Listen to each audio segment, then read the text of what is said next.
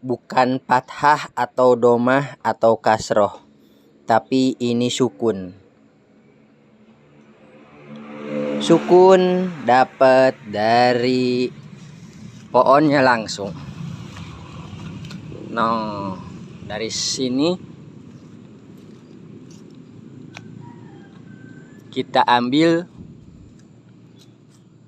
kedeblug jatuh. Kita pasak.